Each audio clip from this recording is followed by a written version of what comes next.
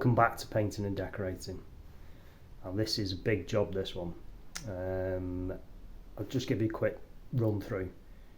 Stripping the ceiling, stripping the frieze, stripping all the walls, putting a coving up, and maybe putting some insulation paper up on the exterior wall. Then it's all going to be lining paper. Then it's all going to have emulsion done. Finishing with the woodwork. So a lot of work. I'll give you a quick look round. So there's a bit of donkey work before we get on with the good stuff. So let's have a quick look. So all the paper's getting stripped off.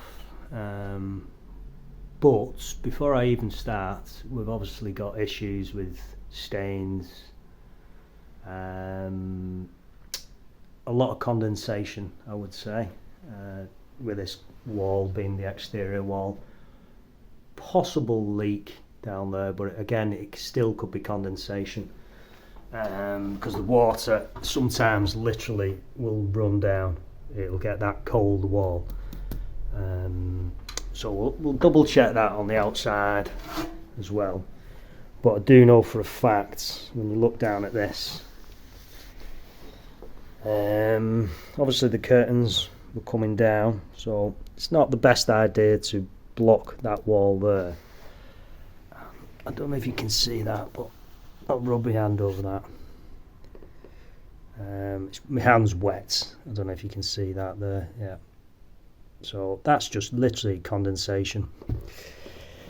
Go and wash my hands in a minute. Nasty mould.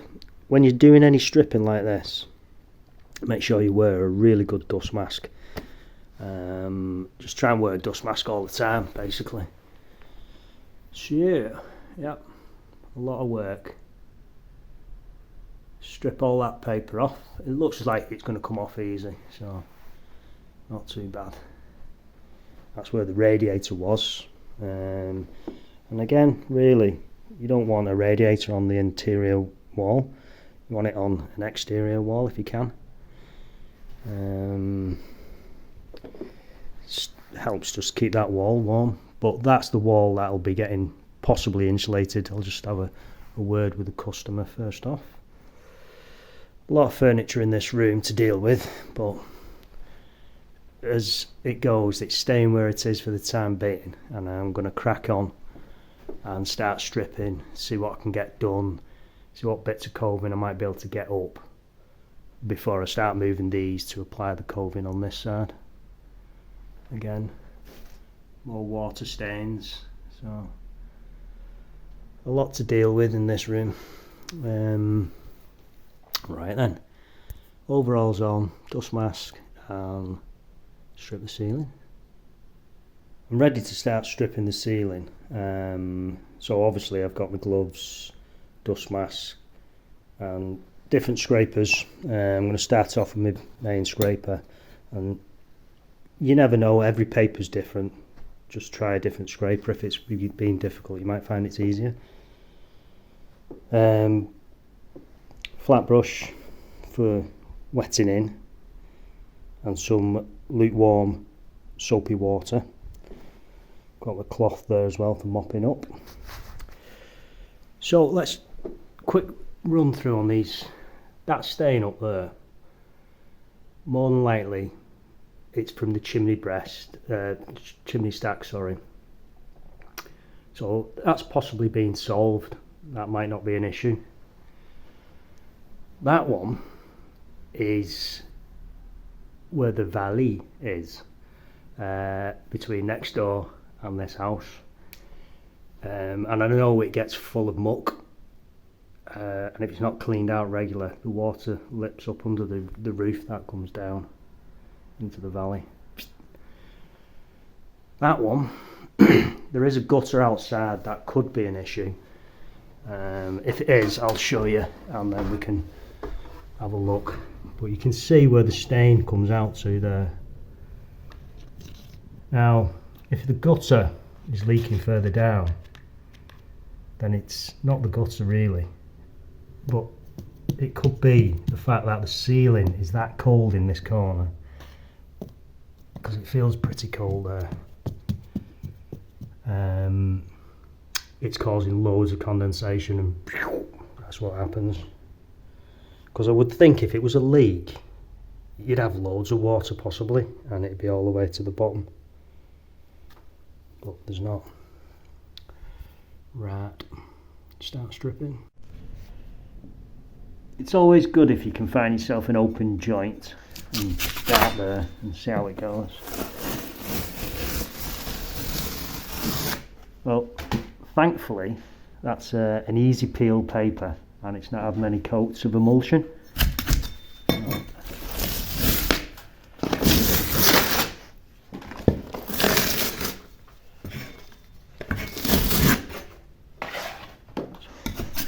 Hopefully not going to take too long. Let's have a look at this corner.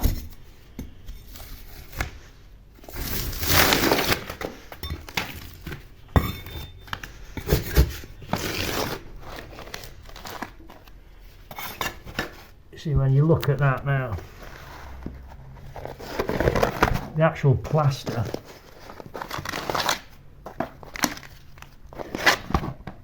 is bone dry, so there's no leak,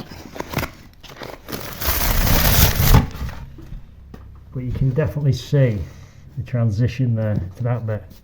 And if I put my hand on there, it's absolutely freezing. Definitely goes colder to the corner there.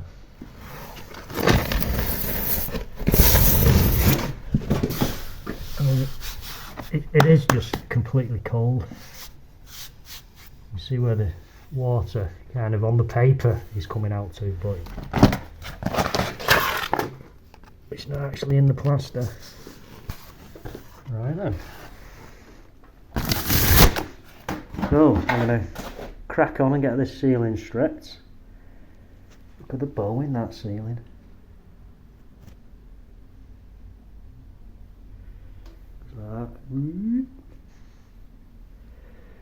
Right.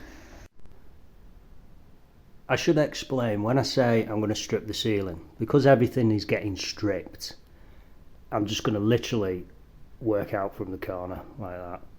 And then as I go, I'll do each little bit. So then you kind of got all your mess cleaned up out of one place. You're not going back to an area. But I'll concentrate mainly on the ceiling as I'm going. And then work down. Clean up as you're going.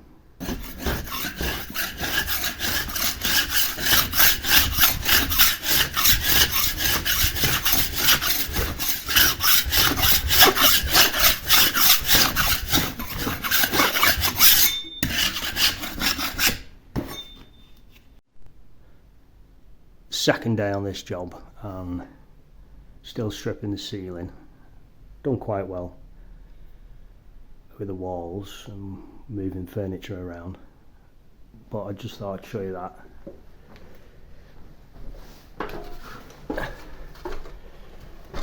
that. People think sometimes ceilings like this are useless, but it's still a good ceiling, that, apart from the odd little patch. All that solid, nothing wrong with it whatsoever.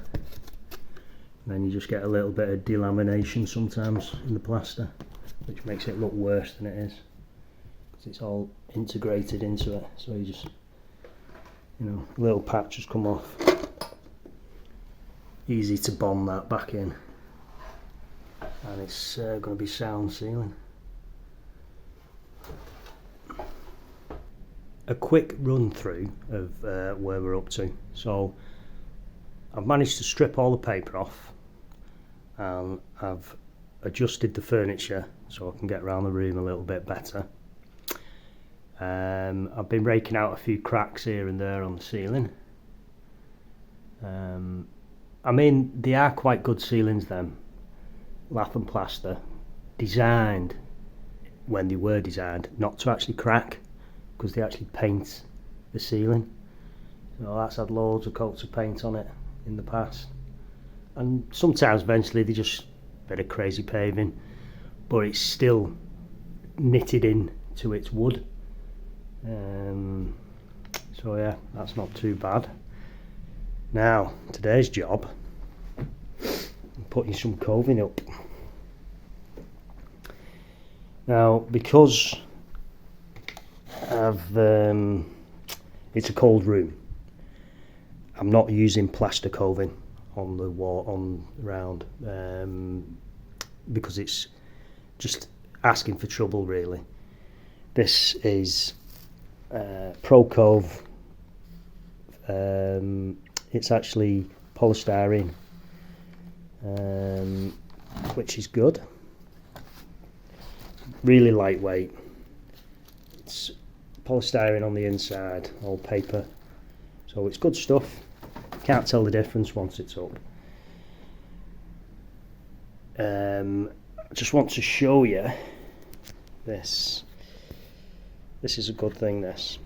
It's temperature, tests the temperature. So you can turn it on there. It's got a red dot, you can see. It's dropping. And then you move away from the corner.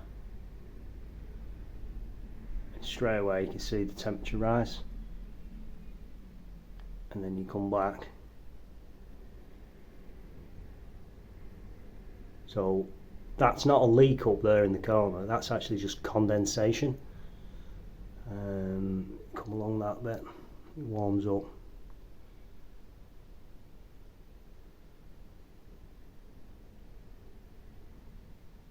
And then you come out on the ceiling.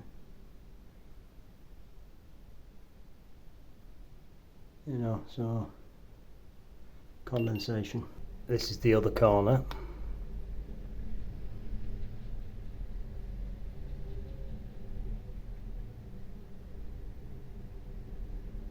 And you come out.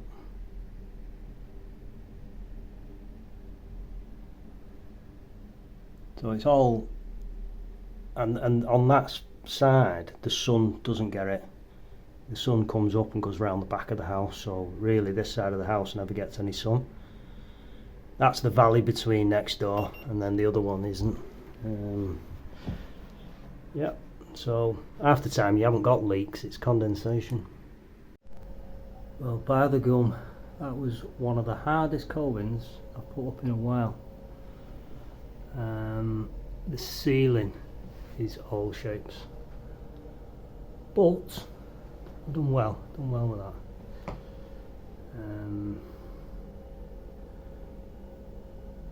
You really do have to know what you're doing with that. I'll just show you over there near the chimney.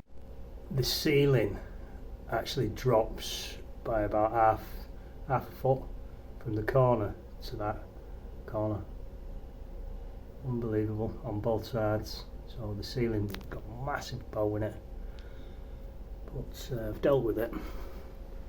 Bit of filling here and there around it, but you have to follow the coving to keep it straight rather than try and push it into the wall and bend it round the walls and bend it round the ceiling. That just doesn't work. Okay, that's it for today.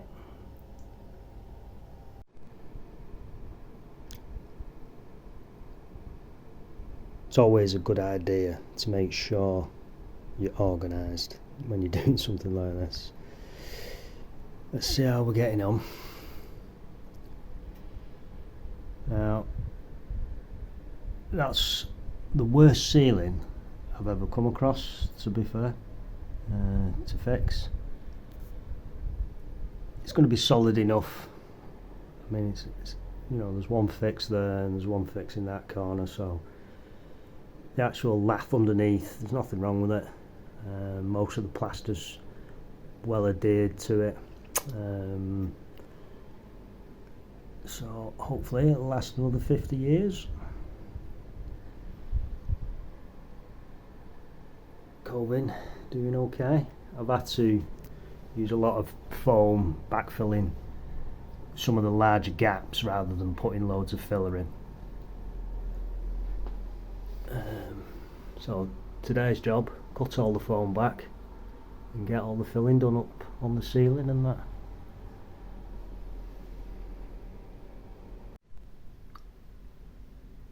Morning. Well, I did really good yesterday.